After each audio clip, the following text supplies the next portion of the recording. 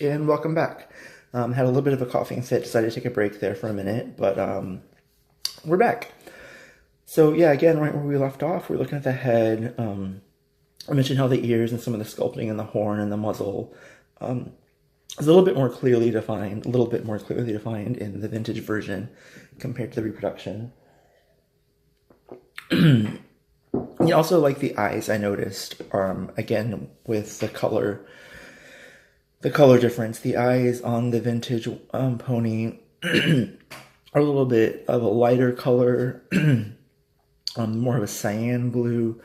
The reproduction, she's got more of a royal blue, a French blue, deeper blue color. Still blue, still blue-eyed Wendy the Unicorn pony.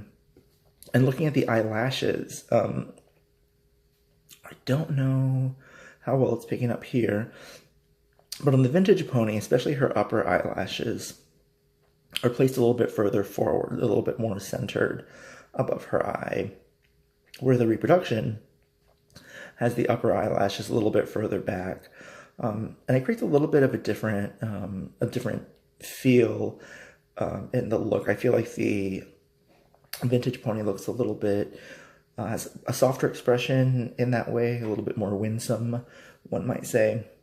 Just looks a little bit more dreamy, where I think the reproduction looks a little bit more alert. Still definitely friendly, but more of an alert look, and not quite as fantasy unicorn as the vintage. One last thing. So the vintage ponies' heads do not turn, as many of us will remember. Sorry, one more sip.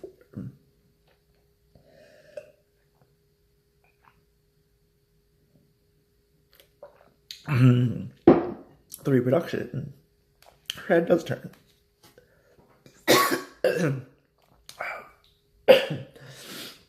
Pardon. So, yeah, so you can pose, have her turn her head a little bit. Yeah. So those are my observations. What are your thoughts? Are there any similarities and differences that stand out to you? Excuse me.